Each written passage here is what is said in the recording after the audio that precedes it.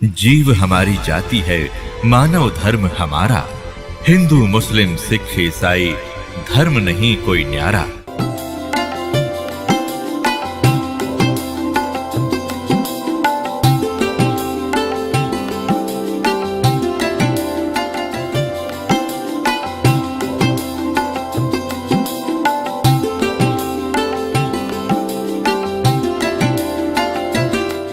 तो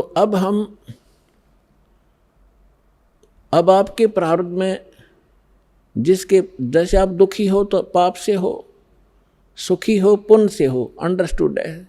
इस बात को आम व्यक्ति थोड़ा सा भी धार्मिकता के अंदर रुचि रखता है उसको पता है कि पाप से दुख होता है और पुण्य से सुख होता है यहाँ का। अब जब तक आपके पुण्य चलेंगे तो आप सुखी नजर आओगे, और ये पुण्य पहले की संग्रहित कमाई है आपकी। जैसे इन्वर्टर आज सबके घर हो रहा है तकरीबन, नहीं जानकारी ज़रूर है सभी ने। उसके अंदर बैटरियां होती हैं, उनको चार्जर के माध्यम से लाइट में बिजली में लगा कर चार्ज किया जाता है, तो बैटरियों के अंदर वो एनर्जी स्टोर हो जाती है। और फिर बेशक वो इन्वर्टर से चार्जर हटा दिया जाए, फिर भी उन इन्वर्टर से बैटरी बल्ब भी जग रहे होते हैं, ट्यूब भी जग रही होती है, कूलर भी चल रहे होते हैं, वो अपनी सुविधा दे रहा होता है। तो वो व्यक्ति ये सोचता है कि मेरा इन्वर्टर, अब वो सारे सुविधाएं प्राप्त हैं, लेकिन जब उसकी चार्जर ठीक नहीं है तो वो बैटरी एक दिन एकदम डाउन होंगी और डिस्चार्ज हो जाएंगी, फिर उसको कोई सुविधा नहीं प्राप्त होगी। ठीक इसी प्रकार जो पूर्व जन्म के पुण्यकर्मी प्राणी हैं, उन्होंने पूर्व जन्मों में वह बैटरी चार्ज कर रखी है, कभी चार्जर ठीक लग गया। क्योंकि परमात्मा जब आते हैं, परमेश्वर 600 वर्ष पहले आए थे, भगवान कबीर साहब जी आपको चार्ज कर गए थे आशीर्वाद से, आपको मंत्र दे के, अमृतवाणी सुना सुना के। उस समय कबीर भगवान के 64 लाख शिष्य हुए थे, 64 लाख शिष्य, एक दानक के, एक जुलाहे के, एक मजदूर आदमी के, और जो संत भी महसूस नहीं हुआ था। क्योंकि हम संत या ब्राह्मण उनको संत या को लाभ उसको उससे प्राप्त समझते थे होंगे जो या तो पंडित हों या बड़ी गुफाओं में बैठे हों, जटा हो बड़ी बड़ी, या मूंड मुंडा रखा हो, लाल पीले कपड़े पहन रखे हों, तो उन महापुरुषों को तो हम संत माना करते। अरे एक हमारे जैसा मजदूर, एक कपड़ा बुनने वाला, एक धानक, और उसको उसके 64 लाख से सोना, अद्वितीय काम है ये। लेकिन परमात्मा की महिमा को इतना दबा दिया इन नकली काल के दूता ने, उसको एक कवि, एक दानक, एक जुलाहा, एक भक्त बना के उसकी फाइल बंद करके छोड़ दी। अब उस लाल की गिठड़ी दास ने खोली और आपको पहचान बता दिया, लाल ये होता है, इसी इतनी कीमत है। अब कौन पीछे रहेगा उस लाल को प्राप्त करने में? दौड़ लग जाएगी, होड़ लगेगी, कुछ दिनों में देख लेना। पूरा विश्व प्राप्त करेगा, सबको जरूरत है भगवान की, भटक रहे हैं, दुख पा रहे हैं, भक्ति भी कर रहे हैं। तो 64 लाख से सोए थे। उस समय परमात्मा ने अपने आशीर्वाद से अपनी वाणी सुना सुना के प्रथम मंत्र दिया, बस वो शेष 2 मंत्र नहीं दिए थे परमात्मा ने। तत् और सत्य ये गुप्त रखने थे। सतनाम नहीं दिया भगवान ने आपको। क्यों नहीं दिया? क्योंकि आप उस समय परमात्मा के पहचानने योग्य नहीं थे। और परमात्मा ने उस समय कहा था कबीर साहब ने कि 5500 वर्ष जब कलयुग बीत जाएगा धर्मदास, तब मैं दोबारा आऊँगा और सारे जितने भी नकली पंथ हैं या हम जितने भी मानव धर्मों में बट गए हैं, इनको ऐसा ज्ञान दूंगा ये ऑटोमेटिकली एक हो जाएंगे। पहले एक थे, एक से अनेक हो गए, अब इस ज्ञान से ये फिर एक होंगे और पूरा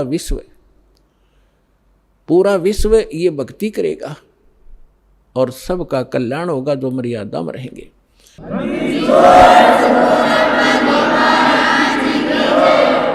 तो अब वो कलयुग का वो आ गया, वो समय निर्धारित जो परमात्मा ने ठीक रखी थी, वो ठीक का समय अब आ चुका है।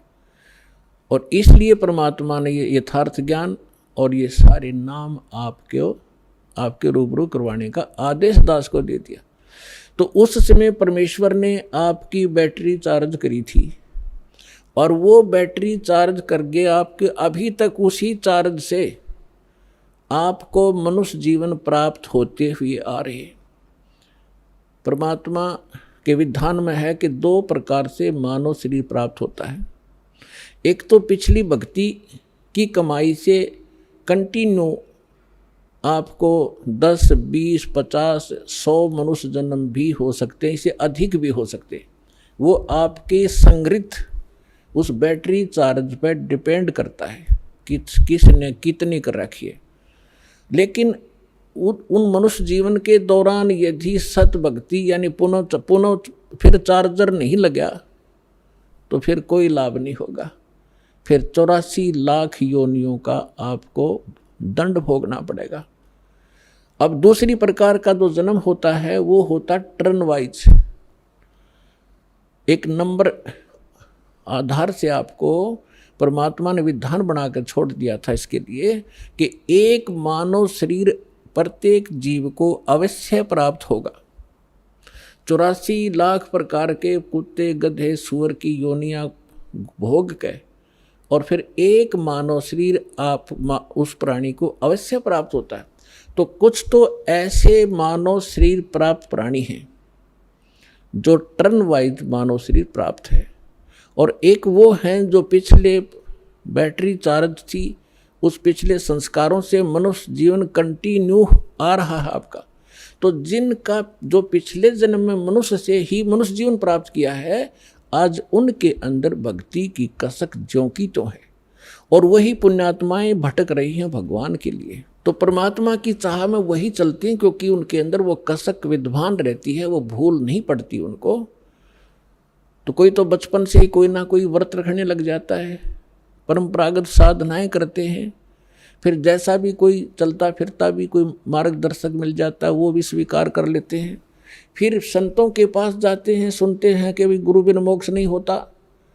फिर उन संतों के पास भी वही पुण्यात्माएं जो पूर्व जन्म से मानव शरीर से ही आए हैं वही भटक रहे हैं, उनके अंदर चाह है, कसक है भगवान की, वही इन धार्मिक स्थलों पर जा रहे हैं, वही इन नकली संतों का फंस गए।